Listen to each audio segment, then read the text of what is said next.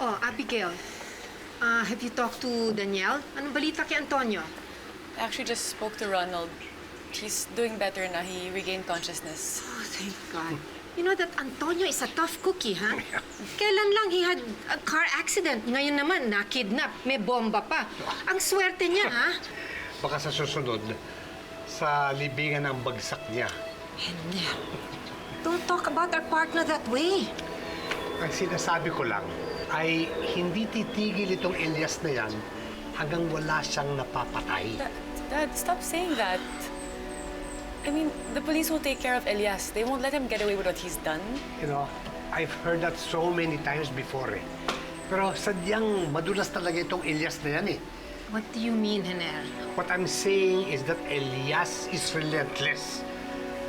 At kinakatakutan ko na ako isunod niya.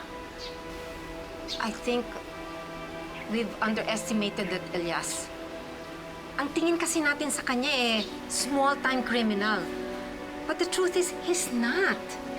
So what you suggest we do? Pack our bags, leave, and then just run away from Elias forever?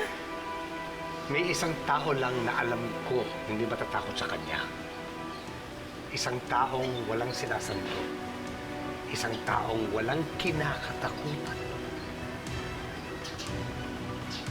Si Sir Diego. Eh, di ba sinabi ko na yan sa'yo? It's time that we ask help from him.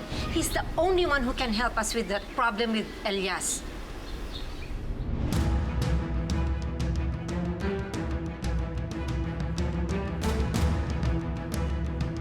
Yun ni Sir Diego tungkol sa problema natin kay Elias. Alam mo, we can sleep soundly already, my darling. Really? Yes. And why is that? Akalain mo, tao ni Sir Diego at ni Sir Ruel, si Elias. Akalain mo yun? That's not good news for me. Ibig sabihin, we'll bump into him in any of the events of Sir Diego, and he can kill us anytime he wants. No. That will never happen. Hawak siya sa leeg ng mag-ama. I mean, kahit anong sabihin nila, gagawin niya.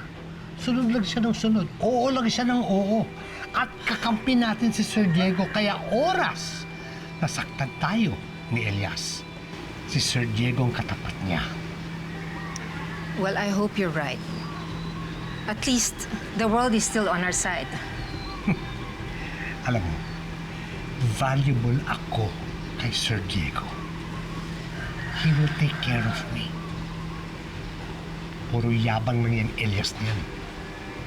Well, good to know.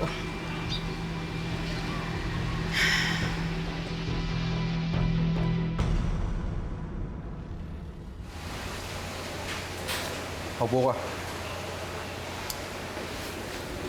Oh, tinan mo to. Bakit merong 10 million pesos sa uli ang si Elias, ha? Anong pinagagawa nyo?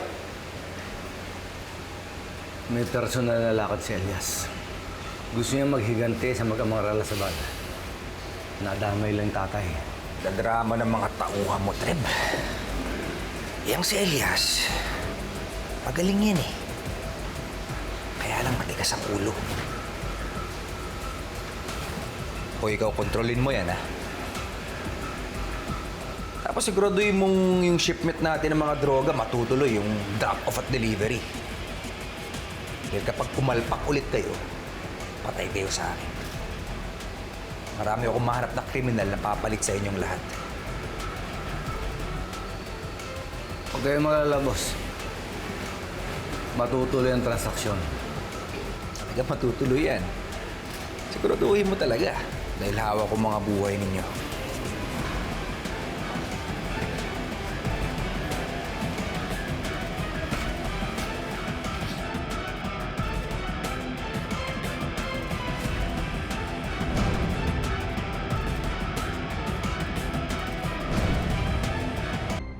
Magiging masaya si Sir Dan kasi nandyan ka. Dinadamayan mo siya sa oras ng kailangan ka niya. At nagpapakatatag siya sa mga oras na to. Kasi alam niya may mga taong tumutulong sa kanya para maging matatag. Sa lahat naman po ng kabutihan niya na ginawa sa atin, hindi po talaga ako magdadalawang isip na suportahan at damayan siya sa lahat ng oras. Binigyan ni Sir Dan ng halaga ang mga buhay natin noon. Kaya tama lang na ibigay natin sa kanya ang pagpapahalaga na yon. Tulungan natin siya sa lahat ng paraan na pwede natin gawin. Mahalaga din po si Sir Dan sa akin eh. Mahal ko, Pat, bilan niyo nga ako ng bawang. May bawang pa po tayo nun. Sibuyas. Meron pa rin tayo dun. At saka ang ganda-ganda ng upo ko dito naman, mahal. Ano ka ba naman? Mahal, bilan niyo ako, hindi ko kayo pakakainin. Sige na. Sige na. Dami ng bawang at sibuyas.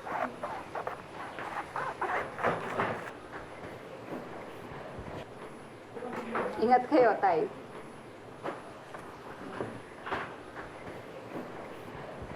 Anak, kilala kita. Alam ko kung meron kang gustong sabihin. Ano yun? Sa totoo lang po, Nay, natatakot po ako nung nasa panganib na naman ang buhay ni Sir Dan nung niligtas niya yung tatay niya. Nagdasal po talaga ako na sana ligtas siya. Kasi hindi ko na makakaya kung mawala po ulit sa akin si Sir Dan.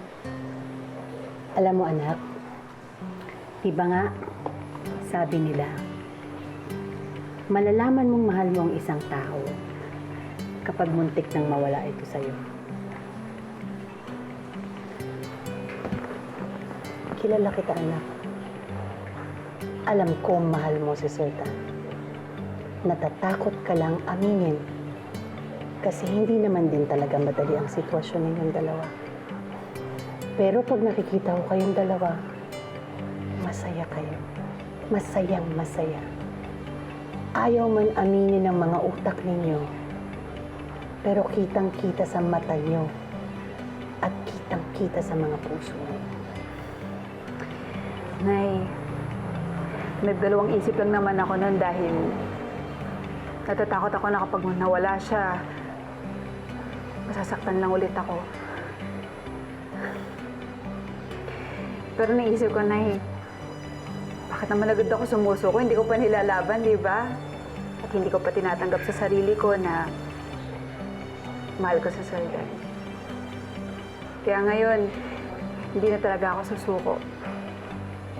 Ilalaban ko na kung ano yung nararamdaman ko. Tama yan, anak. Tama yan. Masaya ako para sa'yo. Salamat na.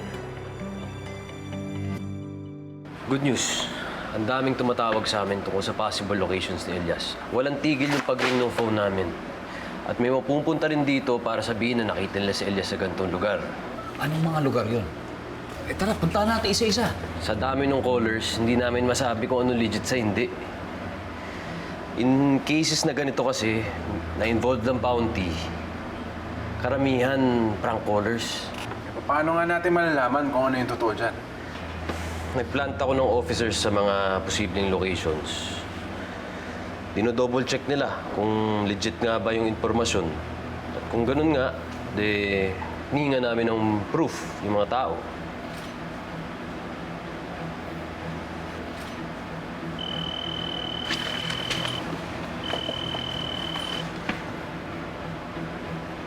Hello?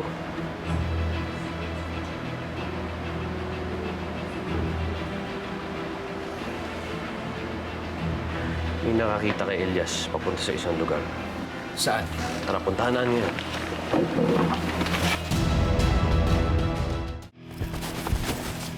Yung tiis ko ba sasabihin sa'yo na ayusin mo bawat galaw mo, pero hindi ka nakikinig sa akin? Huh? Hindi ko sinasadya. Kung akala ko mapapatay ko na siya. Mainit sa'yo si Boss Roel. At may bantada sa buhay mo dahil sa kapalpakan mo. At pag nagkataon, sa hukay ang baksak mo! Mamili ka. Ang galit mo kay Daniel o ang grupo? Mamili ka. At kapag si Daniel ang pinili mo, hindi ko na kayang sagutin ang kaligtasan mo.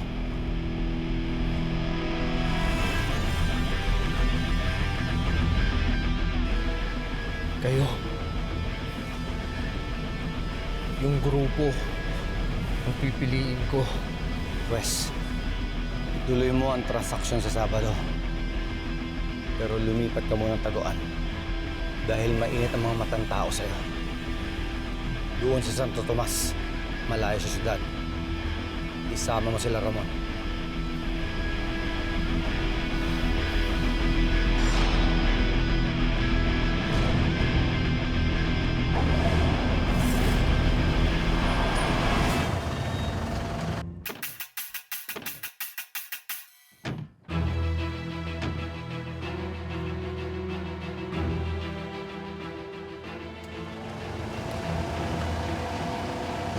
Yung pupuntahan yung lugar doon ako nagtago. May pinatay akong leader na isang grupong may atraso sa grupo natin. Parang tangay mga pulis. Hindi nila ako mahanap. Walang nakakaalam ng lugar na yun.